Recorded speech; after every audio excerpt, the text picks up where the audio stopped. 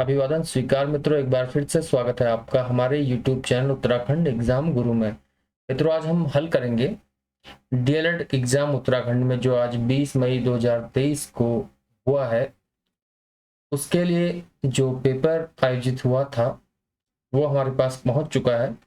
Set B हमारे पास है अभी और हम इसको हल करेंगे। यथासंभव हमने सभी प्रश्नों को सही सही हल करने का प्रयास किया है। तो वीडियो स्टार्ट करते हैं और आप अपने उत्तर मिलाते रहिए। सेट बी हम हल कर रहे हैं। हो सकता है आपके जो सेट है उसमें जो प्रश्नों का क्रम है वो ऊपर नीचे हो, लेकिन प्रश्न यही होंगे। और आप कमेंट में अपने अंक भी बताइए कि कितने अंक आपको प्राप्त हो रहे हैं। चलिए वीडियो स्टार्ट करते हैं।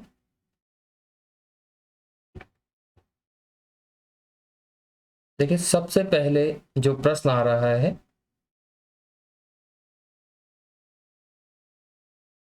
विश्व प्रेस स्वतंत्रता दिवस कब मनाया जाता है? देखिए, विश्व प्रेस स्वतंत्रता दिवस जो मनाया जाता है वो 3 मई को मनाया जाता है। ए आंसर सही हो जाएगा।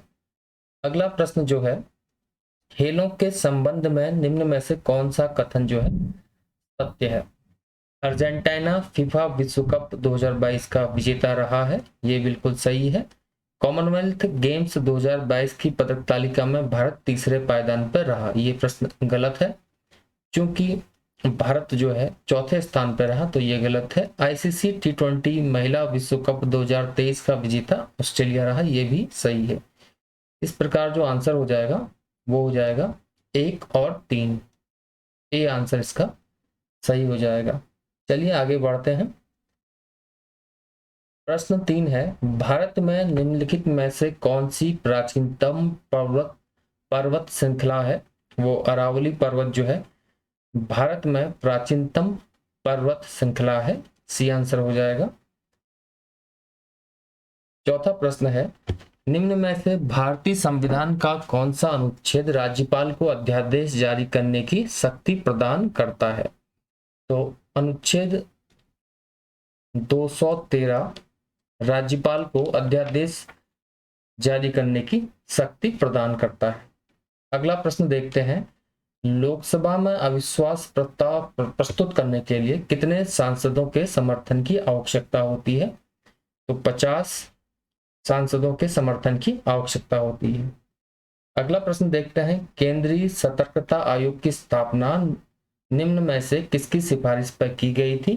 तो संथानम समिति 1962 में बनी थी।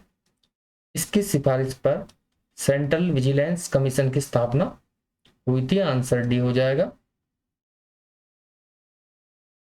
अगला प्रश्न, जिला और सत्र दोनों न्यायाधीश निम्नलिखित में से किसके नियंत्रण में काम करते हैं?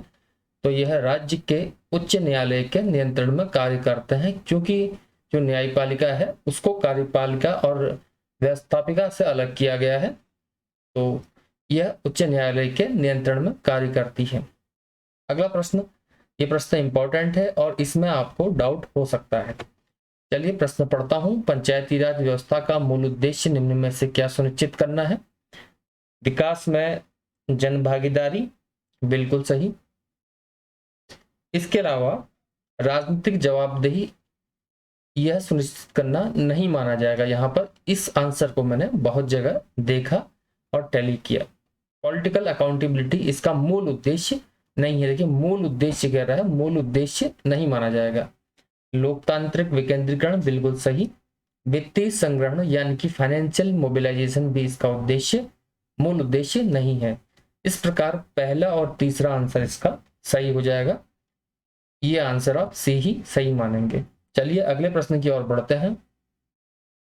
अगला प्रश्न है, निम्नलिखित में किसका उपयोग प्राकृतिक मच्छर प्रतिकर्षी यानी कि मॉस्किटो रिपेलेंट तैयार करने में किया जाता है? तो लेमन ग्रास इसका सबसे सही आंसर है। लेमन ग्रास का उपयोग किया जाता है। अगला जो जनरल स्टडीज का प्रश्न आया है, झिरौली यानी कि बागेश्वर में और चंडाथौरगढ़ में कौन सा खनिज मुख्य रूप से पाया जाता है? तो मैग्नेसाइट पाया जाता है इन जगहों पर। अगला प्रश्न 11वां, 1658 ईस्वी में किस मुगल शहजादे ने श्रीनगर गढ़वाल में शरण ली थी? आंसर हो जाएगा बी, सुलेमान सिको। भीमबेटका प्रसिद्ध है प्रागैतिहासिक चित्रकला के लिए, आप जानते हैं भीमबेटका की गुफाएं। चलिए अगले प्रश्न की ओर बढ़ते हैं। निम्नलिखित में से कौन सा राष्ट्रीय एकता को बढ़ावा देता है? देखिए, राष्ट्रीय एकता को बढ़ावा तो हालांकि खेल, सेवाएं, सर्विसेज, राष्ट्रीय विरासत सभी देती हैं, लेकिन स्थानीय हस्तशिल्प तथा सांस्कृतिक गतिविधियों को भी समर्थन इसमें लिखा गया है। तो आंसर डी, पर्यटन हो जाएगा। अगला प्रश्न, कांग्रेस द्वारा भारत की पूर्ण स्वतंत्रता के लक्ष्य की घोषणा किस अधिवेशन में की गई? तो 1929 के लाहौर अधिवेशन में इसके पूर्ण स्वतंत्रता या पूर्ण स्वराज की घोषणा की गई। अगला प्रश्न, भारत में कितने राज्य समुद्री तट रेखा से लगे हैं? तो जो राज्य हैं, स्टेट्स, केवल 9 जो हैं वो समुद्री तट रेखा से लगे हैं। प्राकृतिक बहुलक यानी कि नेचुरल पॉलीमर कौन सा नहीं है? प्लास्टिक जो है एक कृत्रिम बहुलक है, प्राकृतिक बहुलक नहीं है। 17वां प्रश्न है, इसके आंसर आपको अलग अलग जगह पर अलग अलग मिल जाएंगे, लेकिन सही आंसर जो है इसका, कंप्यूटर में निम्न में से कौन उच्च स्तरीय भाषा को मशीनी भाषा में बदलता है? तो कंपाइलर इसका आंसर हो जाएगा। अगला, राज्य लोक सेवा आयोग के अध्यक्ष की नियुक्ति किसके द्वारा की जाती है? तो राज्य के राज्यपाल द्वारा की जाती है। प्रायद्वीपी भारत की सबसे लंबी नदी कौन सी है? गोदावरी जो है प्रायद्वीपी भारत की सबसे लंबी नदी है।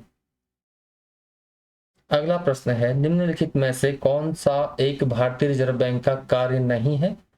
तो करेंसी का नियमन, साख का नियमन, देश के विदेशी विनिमय कोषों की रखवाली, ये सभी इसका रिजर्व बैंक ऑफ इंडिया का कार्य है, लेकिन विदेशी व्यापार का नियमन इसका कार्य नहीं है। तो बी इसका आंसर हो जाएगा। अगला प्रश्न जो है 21वां, मानव विकास रिपोर्ट निम्नलिखित में से किस संस्था द्वारा प्रकाशित की जाती है? United Nation Development Programme UNDP द्वारा मानव विकास रिपोर्ट प्रकाशित की जाती है। एलपीजी यानी कि जो हम घरों में सिलेंडर यूज करते हैं, उसमें जो गैस भरी होती है उसका मुख्य घटक क्या है? ब्यूटेन इसका मुख्य घटक है। हमारे जलमंडल का सबसे बड़ा भाग जो है वो प्रशांत महासागर है। 23वां प्रश्न है, ए आंसर हो जाएगा। सर्वेंट ऑफ इंडिया सोसाइटी के संस्थापक कौन थे? गोपाल कृष्ण गोखले। अगला प्रश्न, मौर्य काल में शिक्षा ग्रहण करने का सर्वाधिक प्रसिद्ध केंद्र कौन सा था? तक्षशिला था। ए आंसर सही हो जाएगा। चलिए बढ़ते हैं अगले प्रश्न की ओर, 26वें प्रश्न की ओर। उत्तराखंड का सबसे बड़ा हिमनद जो उत्तराखंड का सबसे बड़ा हिमनद कौन सा है? तो गंगोत्री हिमनद जो है उत्तराखंड का सबसे बड़ा हिमनद है। ये आंसर हो जाएगा। बढ़ते हैं अगले प्रश्न की ओर, 27वां प्रश्न है, G20 की स्थापना 2003 में हुई थी। ये गलत है, G20 की स्थापना 2003 में नहीं हुई थी। G20 एक अंतर सरकारी मंच है जिसमें 19 देश और यूरोपियन संघ शामिल है। ये सही हो जाएगा। G20 नेताओं का शिखर सम्मेलन राज्य सरकार के प्रमुखों के स्तर पर 9 और 10 सितंबर 2023 को दिल्ली में आयोजित होना प्रस्तावित है। ये भी बिल्कुल सही है। तो इस प्रकार दूसरा और तीसरा ऑप्शन इसमें सही हो जाएगा। चलिए आगे बढ़ते हैं। 28वां प्रश्न जागेश्वर मंदिर समूह के बारे में है। जागेश्वर मंदिर समूह के संदर्भ में निम्नलिखित में से क्या सही नहीं है? यह राज्य का सबसे बड़ा मंदिर समूह है, बिल्कुल सही। यह उत्तराखंड राज्य के अल्मोड़ा जिले में है, बिल्कुल सही। इस राज्य मंदिर समूह का सबसे प्राचीन मंदिर मृत्युंजय मंदिर है, यह भी बिल्कुल सही है। सी ऑप्शन गलत है और इसका आंसर यही हो जाएगा। 8वीं से 10वीं सदी में निम्नलिखित इन मंदिर समूह के निर्माण में मुख्य योगदान पाल राजाओं का रहा। तो ये ऑप्शन गलत है, ये सही नहीं होगा। बढ़ते हैं अगले प्रश्न की ओर। उत्तराखंड में सर्वाधिक नगरीकृत जिला कौन सा है? देहरादून इसका आंसर हो जाएगा। ये आंसर सही हो जाएगा। नेत्रदान में प्रदाता की आंख के निम्नलिखित में से कौन से भाग का उपयोग किया जाता है? तो कई बार पूछा गया प्रश्न है। इस प्रकार के सभी प्रश्नों को हमने अपने प्रकाश वाले भाग में लिया है, आप प्लेलिस्ट में जाके इसको भी देख सकते हैं। ये आंसर हो जाएगा। 31वां प्रश्न है, सिकंदर के हमले के समय उत्तर भारत पर निम्नलिखित राजवंशों में से किसका शासन था? तो उस समय नंद वंश का शासन था उत्तर भारत में। अगला प्रश्न है, आजाद हिंद फौज का कब अस्तित्व में? 1943 में आजाद हिंद फौज INA अस्तित्व में आई थी, किस देश में? तो सिंगापुर इसका आंसर हो जाएगा। गोल गुंबज कहाँ स्थित है? गोल गुंबज बीजापुर कर्नाटक में स्थित है, कर्नाटक राज्य में आता है। चलिए अगला प्रश्न देखते हैं। 34, निम्नलिखित में से कौन सी मिट्टी सबसे अधिक उपजाऊ है? एल्यूवियल सॉइल यानी कि जलोढ़ मिट्टी सबसे अधिक उपजाऊ है। अगला प्रश्न है, निम्न में से कौन सूर्य से आने वाली पराबैंगनी किरणों को अवशोषित करता है? ओजोन परत करती है, आप जानते हैं। निम्न में से एक ऑपरेटिंग सिस्टम नहीं है, यूनिक्स, लिनक्स, जावा और विंडो। तो जावा एक ऑपरेटिंग सिस्टम नहीं है, तो सी आंसर हो जाएगा। प्रांतों में द्वैध शासन प्रणाली किस अधिनियम के अंतर्गत लागू की गई? तो भारत शासन अधिनियम 1919 के तहत प्रांतों में द्वैध शासन प्रणाली लागू की गई। महात्मा गांधी को सर्वप्रथम राष्ट्रपिता किसने कहा था? सुभाष चंद्र बोस ने कहा था, डी आंसर हो जाएगा। चलिए अगले आंसर की ओर बढ़ते हैं। निम्नलिखित का सही कालानुक्रम क्या होगा? चलिए इसको हम देखते हैं। वुड का एजुकेशन डिस्पैच ये आया था 1854 में। मैकॉलेज मिनट आया था, मैकॉले का मिनट ऑन एजुकेशन 1835 में। दी सार्जेंट एजुकेशन रिपोर्ट आई थी 1944 में। इंडियन एजुकेशन यानी कि हंटर कमीशन जो आया था 1882 में आया था। इस प्रकार हम देखते हैं। सबसे पहले तो सबसे पहले जो आया वो आया मैकॉलेज मिनट 2, उसके बाद वुड डिस्पैच, उसके बाद हंटर कमीशन 4, उसके बाद 3, यानी कि 2143 इसका आंसर हो जाएगा। ए आंसर इसका सही हो जाएगा। 2143 ये सही कालानुक्रम हो जाएगा, यानी कि पहले कौन आया और बाद में कौन आया। चलिए, निम्नलिखित में से किसका अधिकतम ईंधन मान होता है? तो सबसे अधिक ईंधन मान जो होता है वो होता है हाइड्रोजन का। ए ऑप्शन सही हो जाएगा। चलिए, भारत के विभाजन के समय भारतीय राष्ट्रीय कांग्रेस के अध्यक्ष और भारतीय स्वतंत्रता के समय भी यही अध्यक्ष थे, JB कृपलानी जो थे, भारत विभाजन के समय अध्यक्ष थे। निम्नलिखित में से किसने राष्ट्रकूट साम्राज्य की नींव रखी? दंती दुर्ग। अंग्रेजों ने सूरत में अपनी पहली फैक्ट्री किसकी अनुमति से स्थापित की? तो जहांगीर की अनुमति से स्थापित की थी। निम्नलिखित देशों में से किसके पास दुनिया का सबसे बड़ा यूरेनियम का भंडार रिजर्व है? तो ऑस्ट्रेलिया इसका सही आंसर हो जाएगा। ए आंसर सही हो जाएगा। निम्नलिखित में से किस नदी का उद्गम स्थल भारत में है? चिनाब का उद्गम स्थल भारत में है। अगला प्रश्न, निम्नलिखित में से किसमें उच्चतम ऊर्जा होती है? तो उच्चतम ऊर्जा जो होती है, जिस प्रकाश की आवृत्ति कम होती है उसमें ऊर्जा सबसे अधिक होती है। तो विबग्योर होता है, वॉयलेट, इंडिगो, ब्लू। तो इस प्रकार विबग्योर आप देखेंगे 1 2 3 4 5 6 7, वॉयलेट, इंडिगो, ब्लू। यहाँ ऊर्जा इस ओर बढ़ रही है और इस ओर ऊर्जा जो है घट रही है। तो देखिए, वॉयलेट इसमें है नहीं, इंडिगो इसमें है नहीं, तो ब्लू है। इन प्रकाशों में ब्लू लाइट जो है इसकी ऊर्जा जो है उच्चतम होगी। चलिए, भारतीय संविधान के अंतर्गत निम्नलिखित में से कौन सा मूल कर्तव्य नहीं है? लोकसभा में मतदान करना मूल कर्तव्य नहीं है। वैज्ञानिक प्रवृत्ति का विकास करना ये मूल कर्तव्य है। सार्वजनिक संपत्ति की सुरक्षा करना भी मूल कर्तव्य है। संविधान के प्रति निष्ठावान रहना और उसके आदर्शों का सम्मान करना भी मूल कर्तव्य है। तो ए आंसर हो जाएगा।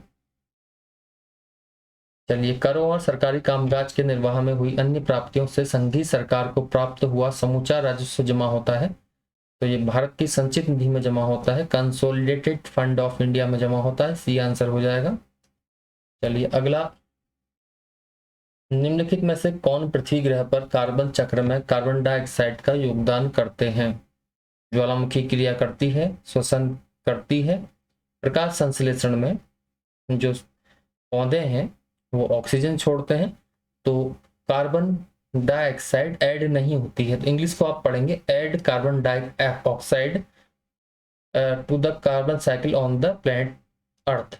तो प्रकाश संश्लेषण से कार्बन डाइऑक्साइड ऐड नहीं होती, घटती है, तो ये ऑप्शन नहीं होगा। जैव पदार्थों के क्षय में भी जो है कार्बन डाइऑक्साइड निकलती है, यानी कि 1, 2 और 4 इसका सही आंसर हो जाएगा, यानी कि सी इसका आंसर हो जाएगा। चलिए अगला प्रश्न जो है 50वां प्रश्न जनरल स्टडीज का जो है, 95वें ऑस्कर पुरस्कार 2023 के बारे में निम्नलिखित में से कौन सा कथन या कौन से कथन सत्य हैं? सर्वश्रेष्ठ फिल्म RRR, ये गलत हो जाएगा। सर्वश्रेष्ठ वृत्त चित्र लघु फिल्म द एलिफेंट विस्पर्स, यानी कि best documentary short film the elephant whispers, ये सही है। सर्वश्रेष्ठ अभिनेत्री जो है मिशेल यू, ये बिल्कुल सही है। तो इसका आंसर जो हो जाएगा 2 और 3 इसका आंसर सही हो जाएगा। इस प्रकार हमने 50 जीएस के प्रश्नों को सॉल्व कर लिया है। तो इस वीडियो में हम जीएस के प्रश्न हल कर रहे हैं, और अगला वीडियो जो हम इसके बतलाएंगे उसमें हम जो टीचिंग एप्टीट्यूड के प्रश्न हैं उनको हल करेंगे, और जल्द ही वो वीडियो भी आएगा। आप इस वीडियो में लाइक्स और कमेंट्स दीजिए अगर आपको अगला वीडियो चाहिए, और जल्दी ही हम अगला वीडियो लेके आएंगे। और साथ ही उसके बाद जो नेक्स्ट वीडियो आएगा उसमें हम डीएलएड में जो मैथ्स का पोर्शन था उसको सॉल्व करेंगे। फिलहाल इस वीडियो में इतना ही। अगर आपको वीडियो पसंद आई तो लाइक करें और चैनल को सब्सक्राइब करें। बहुत बहुत धन्यवाद।